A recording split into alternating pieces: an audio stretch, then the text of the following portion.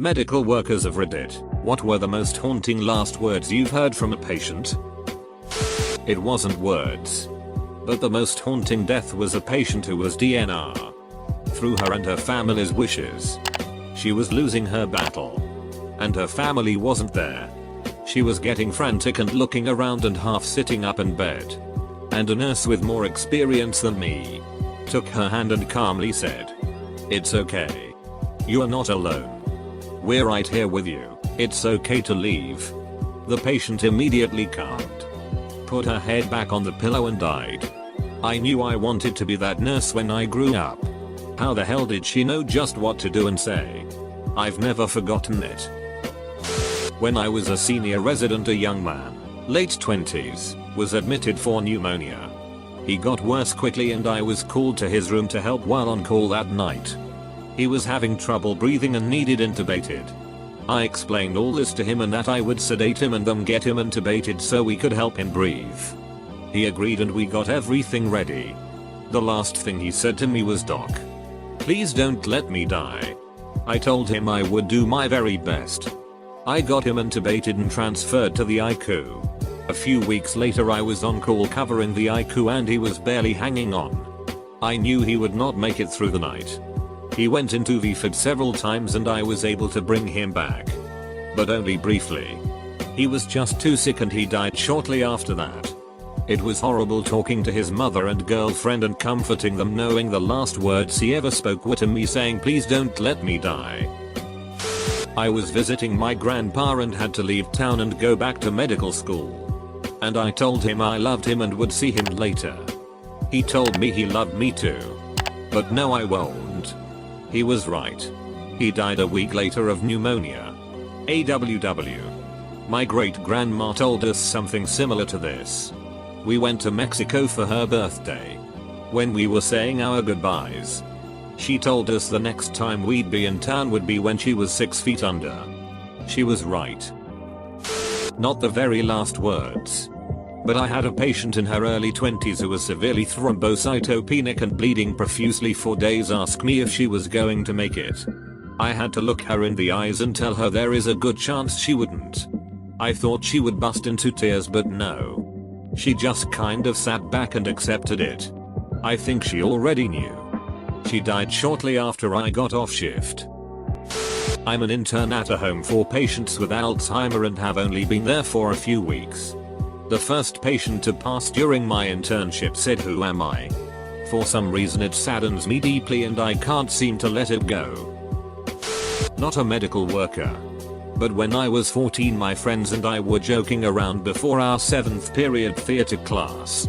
My one friend, who was always a big goof, was playing along with a joke that he and another classmate were breaking up and said, "This relationship is over." Then spun around and fell to the floor for dramatic effect. Except it wasn't for dramatic effect. Because he actually suffered heart failure and died instantly from an unknown condition, acute myocarditis. None of us realized it and laughed along. I even picked up his glasses from the floor and put them on to tease him about how blind he was. When I tried to give him his glasses back, I was struck by how discolored his face was. And then blood began to pour from his mouth. That's when the screaming started.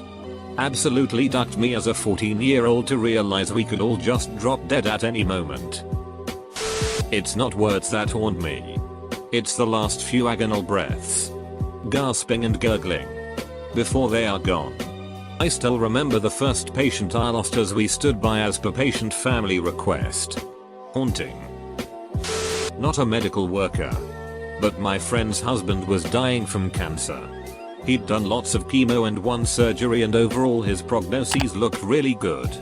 He'd gone through another surgery. And he was due to be released from the hospital a couple days after this story takes place.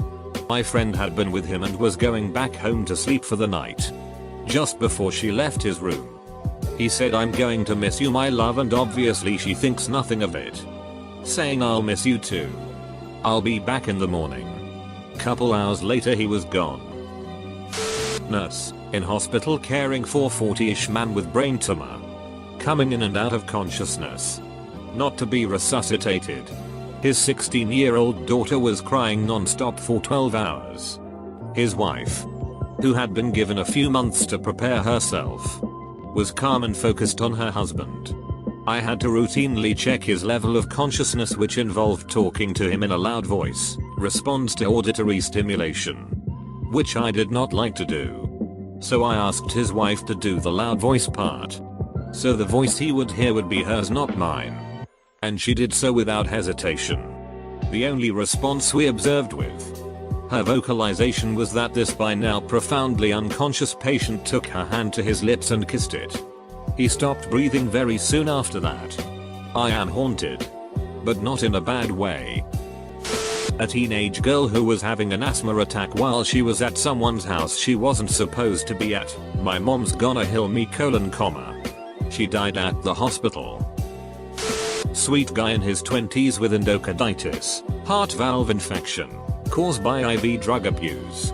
I was prepping him for his third open heart surgery when he sat up, looked me in the eye, and said, "I'm going to die. Aren't I?" He did not survive the surgery. I'm gonna duck your love, old man who never attended his dialysis appointments. A few hours later we had a fire right by his former room. So despite not being all that worrying at the time, he definitely was the only one that followed through on actually haunting us. My buddy who went on to be a doctor had an elderly female patient, probably 90-100 years old. Her daughter left the room to get coffee and my buddy had to check on her vitals. They were normal. Then she woke up, smiled and got teary-eyed. She said, "I knew you'd come back for me. I'm sorry I didn't marry you. My family won't let me, but I will now. I promise." My buddy just held her hand and smiled. She laid back and closed her eyes and her heart stopped. She had a DNR and was gone just like that. Her daughter had no clue what she meant. Her husband had been dead for 10 years and they were married since they were 20. My buddy doesn't know if it's relevant, but we are black and maybe she was in love with a black guy a long time ago, because she was looking right at him when she spoke. IDK. She's weird. I was with my father as he lay dying in the hospital. It was a long and emotionally exhausting process, so we kids took turns sitting with him and holding his hand for when he would wake up. He was in and out of lucidity, but just before he went he opened his eyes, gripped my hand hard, looked me in the eye and said, "I don't like that guy in the black suit sitting over in the corner." My blood ran cold and I quickly looked over my shoulder and there was an empty chair there. I don't know if he was remembering some incident from his past, hallucinating, or if he saw someone more sinister. I didn't mention it to my siblings for years and even since then they don't like to talk about it. I was about 5 or 6 when my grandfather was on his deathbed. The last thing he did was put his hand on my shoulder and said, "No wonder you never liked my spicy food." And then he passed about 10 seconds later. We were all super confused. About 3 months later I almost died from suffocation after eating some salsa. At the hospital I was diagnosed with a capsaicin allergy, spicy food. To this day it still creeps me out. No one knew I was allergic before then. And I didn't show any signs either. I work as a PA for a clinic, so I'll never be involved in that situation, but I know a friend who has been. She is also a PA and was helping a guy who was terminally ill. Before he passed he asked her to not let his wife have his sheet. Of course she listens and is sympathetic. A day or so after he passed, his ex-wife apparently shows up to the hospital with several kids saying she is in this guy's will. Long story short, she was trying to take his sheet. Less haunting and more just sad because of how young he was and how he was unaware of his final moments. "Mommy, why are you crying?" Wasn't his last words, but last words he said to me. I am an EMT, and we had a frequent patient, almost once a week. He was a huge big dig, but towards the end he turned into a sweet and appreciative man. We were in his house, which what ended up being out last day there. He knew it. I didn't. He said, "Can I just have a beer before we leave for the hospital?" I didn't let him have it. I should have. Not my patient but a friend of mine. He had a patient with a AAA, abdominal aortic aneurysm, Your aorta is bulging and throbbing about ready to pop. The pain is very severe and agonizing, and if it does rupture, the pain immediately goes away and feels so good, but your chances of survival are pretty much non-existent even if you are prepped on the operating table when it ruptures. Anyways, he had a 15-year-old with one, and on the way to the hospital she looks at him and just says, "Oh, that feels so much better," and died about 10 seconds later. Student: Sir, are you in any pain? Patient: the duck kind of dumbest question is that. I just got ducking stabbed. Duck you where I'm in pain. He died within minutes. Not a medical worker, but I knew a guy from middle school who had a degenerative disease and he knew he'd die young. It was New Year's Eve and he'd just gotten out of the hospital for the third time in a few months, so we were partying at his apartment. Somehow I ended up being the last person there with him and his girlfriend, and we were pretty drunk and got to talking for a while about how great the party was. How much nice it was to have friends like ours. Plans for the future. All of a sudden he said, "God, I wish I had more time. I always thought I'd have more time." Not his last words, but they are the ones that stuck with me. We weren't close by any stretch, but I always wished he had more time too. He was so friendly and kind. The type of person who made you feel like their closest friend even if you were a total stranger. He was a good man and he deserved a longer life. Paramedic here. I was transporting a cardiac patient, and while we were both watching my EKG monitor, he went into fib. A lethal heart rhythm. His heart stopped pumping blood effectively at that point, but there was enough blood pressure for a few seconds of consciousness. He looked at me and said, "But I don't see the light," and went unconscious. Coded him. Shocked him a few times. Meds by the handful. But he died. Not a healthcare worker, but my grandfather passed this week at 89 years old. He was a very sharp, sane man. Not senile or any dementia. The 2 days leading to his passing he began to see things. He told me, "Do you see Michelangelo painting?" I said no. He said, "He's painting invisible dust. Everything he paints disappears. I hope the bathroom is still there." He also told us he could see little men jumping from the fin blades. It was really strange. It sounded like he was tripping acid, but obviously he wasn't. He prayed over and over the night before he passed. We found him deceased in the morning. When I was training, I had a guy go into a massive cardiac arrest. We ended up working on him for over an hour and a half because we kept getting him back then losing him again. He had wet himself during the arrest, which is common. It happens, and he just kept apologizing for making a mess.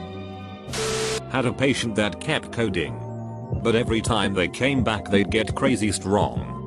Fight everyone. And then start saying the Lord's Prayer. They'd trail off and code again.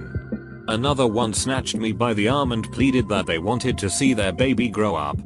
60 seconds later I was pumping away on their chest. In my line of work I hear a lot of last words. These two, though surprisingly, weren't the final last words. I just thought they were, and at the time it was a perfectly rational thought. Of last words, my favorites were always the "I want you to go away and leave me alone. I'm going to sleep. Goodbye." Family members didn't pick up on that one. But that patient and his eyes said it all. Edit. Code equals code blue equals hard stopped breathing equals dead. Not a medical worker, but first responder qualified at the time. I found a guy lying on the street I sort of knew but didn't recognize them. Reeked of alcohol and smelled rotten. I grabbed his hand and tried to talk to him and see what was going on. What happened? If he was in pain. etc. He looked at me and said, "Diane, I didn't expect to see you here." He cried a bit and stopped breathing soon after that. Diane was his late wife. He was dead before the ambulance got there. And my attempts at CPR didn't work. I feel bad for the EMTs because I might have blamed them for taking too long. Might get buried. I was taking care of this guy with stage 4 cancer who had altered mental status. No cancer in the brain on imaging. Couldn't find out what was wrong. Was getting worse. Made comfort care. Morning that he died he actually looked better and said, "Hey doc, I'm scared, can we talk about this?" And I said sure. I'll come back after rounds. My plan was to come back after lunch to talk with him. On my way down to get food, my pager goes off saying that the patient had died. He was scared of dying. He wanted someone to talk to. He died terrified. Really my only regret of my career so far. Not me, but my auntie likes to tell this story a lot. She was with a patient and they got told, nicely, that they had 2 weeks left to live. The patient looked to my auntie and then said the date, the 12th of October. It was July, and my auntie was very confused of why he said that. Anyway, he passed about a week later. My auntie put that date in her calendar.